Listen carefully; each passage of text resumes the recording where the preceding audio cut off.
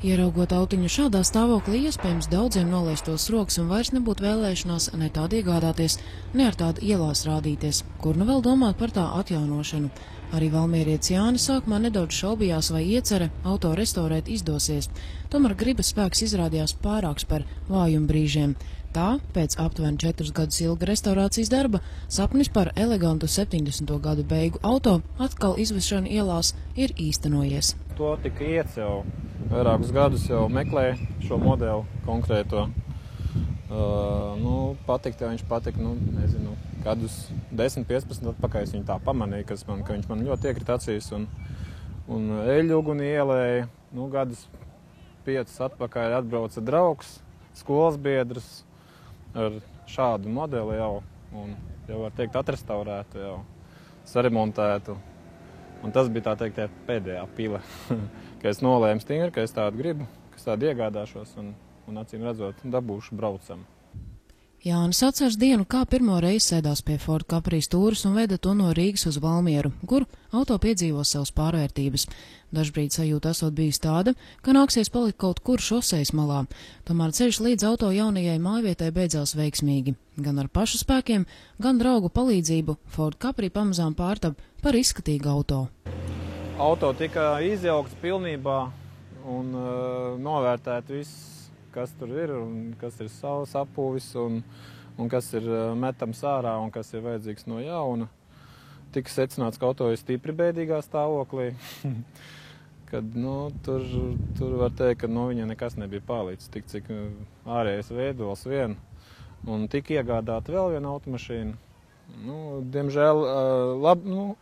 Diemžēl sasist priekšu, bet pārējā virsbūve bija labākā stāvoklī un tad no 2 tika būvēta viena.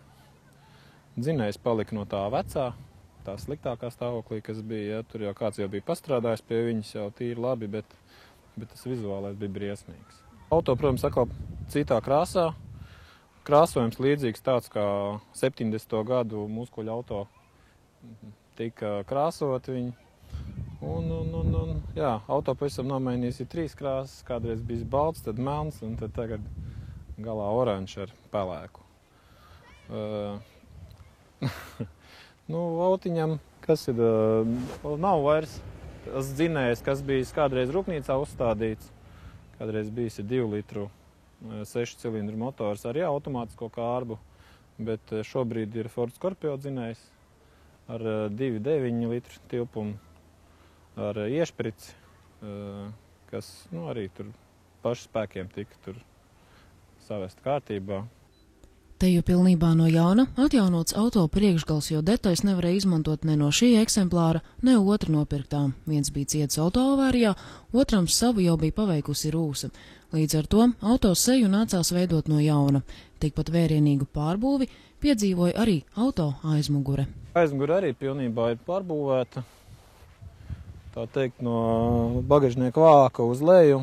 Viss praktiski šis ir pilnībā no jauna uztaisīts, jo vecais metāls viss bija stipri sarūsējis un arī bija tāpat cietis kaut kur sadursmēs.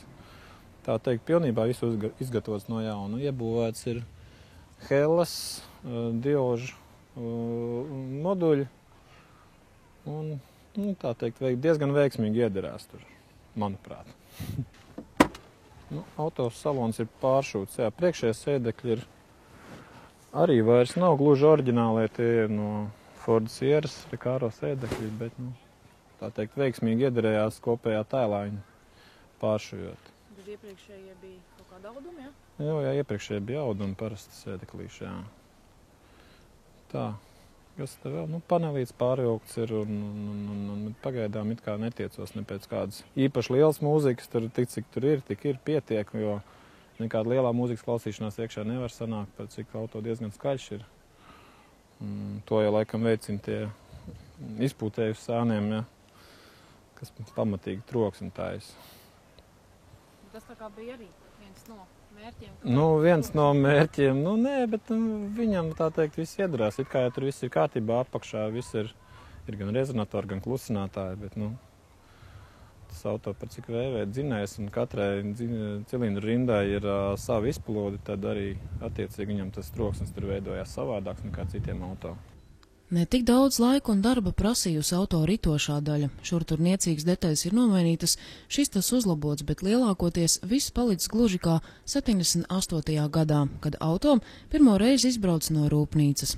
Paldies Dievam, šiem auto tā ritošā daļa ir ļoti primitīva, līdz beidzamam vienkārši, jā. Ja jauniem auto katrā pusē ir vismaz kaut kādi 3-4 šarnīri un nodevieta balsti un vairākas bukses, tad šim katrā pusē ir tikai viens lodevieta balsts, 2 bukses un tur ļoti vienkārši tā piekarīt un tā kā tur savest viņu kārtībā, tur daudz neprasīgi. Un aizmugurējā piekara pat vispār nekas nav darīts, tā viņi tur pat oriģinālā 78. gada buksītes viss stāv un nekas tur nekustās. Kaut arī sākotnēji Jānis domāja, ka restaurēto Ford Capri brauks kā vasaru, tā arī ziemu, tad šobrīd nolemts auto izmantot tikai siltākajos gada mēnešos. Šī sezona līdz ar to Fordam jau drīzkā beigsies, nemaz īsti tā nesākusies. Augusta sākumā iziet tehniskā apskate, praktiski visu pavasari, vasaru tik intensīvi strādāts pie auto salikšanas un savešanas kārtībā. Jā, tagad tā teikt pirmā sezona un brauc tostos, skatos, kas kurā tā notiekās, jo auto nav jauns, un tomēr pati virsbūve un ritošās daļas detaļas tomēr ir 78. gada, ja nevis 98. vai 2008. un tāpat pabrauc, paskatās, tā nevar, tā teikt, pilnu jaudu braukt vēl pagaidām. Kādreiz tā sākotnējā doma bija braukt cauru gadu, bet, bišķīt jau domas mainās. Vēl jau ne jau pašam pa sevi kā braukšu, bet vai kāds cits neuzbrauks virsū ziemā, jā, vasarā te vēl tā, bet ja viņu jāremontē, tad nav vienkārši dabūt virsbūves detaļas. Tur dabūt varbūt, iegādāties varbūt var, bet diezgan liels problēmas. Nav tā veikalā ieeja, nedēļa pagaida un atnāk detaļa, tā noteikti nebūs. Tur jāgaida mēnešiem un tā teikt negribās sev to prieku sabojāt. Likt automašīnu vasarā garažā, lai stāv tik tādēļ, ka nav atnākusi kāda detaļa, ko kāds ir sabojājis. Tāpat kā sākotnēji to bija paredzējuši Ford ražotāji, arī šobrīd auto ir aprīkots ar automātisko ātrumkārbu. Tiesa Jānis pieļauj, ka reiz to varētu nomainīt pret mehānisko. Ir dažas nianses, ko varbūt tāds dinamiskas braukšanas cienītājs varbūt ar automātu nevar panākt. Jā. Mehānika tomēr. Tā auto braukšanas gāša varbūt ir bišķiņa cita. Kaut gan dzinēja tilpums un automašīnas virsbūves svars, jā, tā jaudas un svara attiecība šī vietā, te, teiksim, īpaši arī nezaudē no mehānikas, jā, par cik tas svarā jaudas attiecība diezgan labi ir. Mašīna ir viegla, var teikt, otrās paudzes golfiņa svarā.